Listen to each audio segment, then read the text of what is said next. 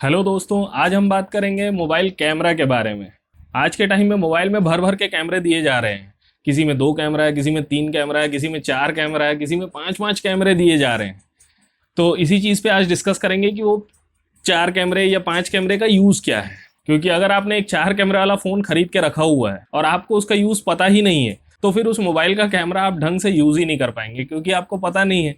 इसके लिए मैं बताता हूं आपको कि इन 4 या 5 कैमरों का अलग अलग क्या यूज है। मेरा नाम है अजीम, आप देख रहे हैं ऑनलाइन अजीम। तो चलिए शुरू करते हैं।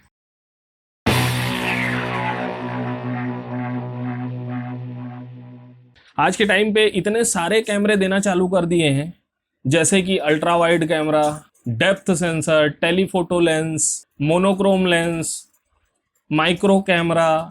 तो चलिए इन सब कैमरों के बारे में डिटेल से समझ लेते हैं कि आखिर ये किस काम आते हैं। तो पहला है डेप्थ सेंसर।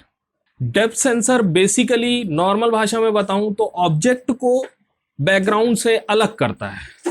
कि अब आप कोई भी फोटो खींच रहे हैं, मेन कैमरा आपका जो है वो ऑब्जेक्ट को फोकस करेगा, और जो डेप्थ सेंसर है वो बैकग्राउंड को कैप्चर करेगा। उन दोनों के बीच में जो गैप होता है उसको वो मेंटेन करता है, उसको वो समझता है कि ये ऑब्जेक्ट है और ये बैकग्राउंड है, दोनों को अलग करता है और बोके मोड क्रिएट करता है। डेप्थ सेंसर का यही काम होता है। अब दूसरे कैमरा में आते हैं, अल्ट्रा वाइड एंगल। ये बहुत ही इंटरेस्टिंग कैमरा है और बहुत यूजफुल भी है। मान लीजिए आप एक ग्रुप फोटो ले रहे हैं, आपने कैमरा उठाया, अब 20 लोग सामने खड़े हैं, अब आपको उन सबकी फोटो खींचनी है। लेकिन आप देखेंगे कि हम जब नॉर्मल कैमरे से फोटो खींचते हैं तो एक लिमिट तक ही वो एरिया कवर कर पाता है। उसके बाद अगर ज्यादा लोग हैं, ज्यादा चौड़ाई की फोटो लेनी है, ज्यादा एरिया कवर करना है, तो फिर वो नॉर्मल कैमरा से नहीं हो पाता है। या तो हमको पीछे जाना पड़ेगा, दूर से फोटो क्लिक करना पड़ेगा, या उन सामने वाले लोगों को बोलना पड़ेगा कि भैया थोड़ा सा पीछे खसको, सबके सब आ नहीं रहे हो। तो इसके लिए बना है अल्ट्रा वाइड एंगल। तो जब आप इस लेंस का यूज करते हैं, इस कैमरे का यूज करते हैं, आप जैसे ही उसे टच करेंगे आपका जो कैमरा है वो और बहुत ज्यादा एरिया कवर करना चालू कर देगा। तो इससे जो है आप ग्रुप फोटोज आसानी से और बेहतर तरीके से ले सकते हैं, बिना आगे पीछे खसके। ना आपको खसकना है, ना सामने वाले को खसकाना है। अब तीसरा कैमरा है telephoto lens. Telephoto lens basically zooming के लिए ही बना है। इतना समझ लीजिए कि वो जो लेंस है, वो जो कैमरा है, उससे आप जूम करके दूर की फोटो अच्छे से ले सकते हैं। जैसे कि आप डिस्कवरी चैनल में देखे होंगे कि दूर से शेर का फोटो खींच रहा है, एकदम पास दिख रहा है, लेकिन वो होता है टेलीफोटो लेंस से। खैर वो डीएसएलआर यूज करता है, उतना जूम तो अपन कर नहीं पाएंगे, लेकिन फिर भी टेलीफोटो लेंस अगर आपके मोबाइल में दिया हुआ है तो आप आराम से उसमें 2x, 3x, 5x optical zoom दिया हुआ होता है। आप उतना जूम करके आराम से एक फोटो क्लिक कर सकते हैं, दूर की चीज को पास लाके। इससे आपकी इमेज की क्वालिटी में कोई फर्क नहीं पड़ेगा। वो इमेज की क्वालिटी एकदम बेहतरीन होगी। जैसा आप बिना जूम के खींच रहे हैं वैसा ही जूम में भी आपकी क्वालिटी उतनी ही रहेगी, क्वालिटी बिल्कुल भी डिक्रीज नहीं होगी। तो ये भी बहुत यूजफुल सेंसर है, बहुत यूजफुल कैमरा है। अब आते हैं मोनोक्रोम कैमरा।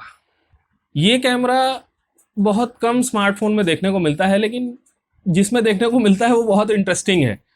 ये कैमरा एक्चुअल में काम करता है ब्लैक एंड व्हाइट की तरह, ऐसा समझ लीजिए। अब कलर को कैप्चर नहीं करता है तो लेंस में ज्यादा लाइट आती है, और फिर मेन कैमरे के साथ मिलके जब ये इमेज को प्रोसेस करके निकालता है मोनोक्रोम लेंस, तो उस इमेज में आपको बेहतरीन क्लियरिटी मिलेगी, बेहतरीन डिटेलिंग मिलेगी। आपको थोड़ा सा भी नॉइज देखने को नहीं मिलेगा। बहुत ही बेहतरीन क्वालिटी में फोटो क्लिक होके आएगी। अब अगला है माइक्रो कैमरा। ये भी बहुत इंटरेस्टिंग कैमरा है। वैसे नॉर्मल लोगों को इसकी जरूरत पड़ती नहीं है, लेकिन फिर भी अगर आप प्रोफेशनल हैं फोटोग्राफी में, भले आप प्रोफेशनल फोटोज नहीं खींचते हैं किसी चैनल के लिए, लेकिन खुद भी प्रोफेशनल होते हैं लोग। अगर आप वैसे भी हैं, आपको छोटी से छोटी चीजों का फोटो खींचना है, मान लीजिए आपको एक मक्खी का फोटो खींचना है।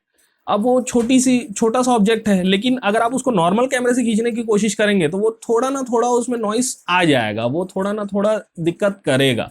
लेकिन वहीं अगर आपके मोबाइल में माइक्रो कैमरा दिया हुआ है तो आप बेहतर तरीके से छोटे ऑब्जेक्ट का एकदम बेहतरीन फोटो खींच सकते हैं। मेन माइक्रो कैमरे का यही काम होता है।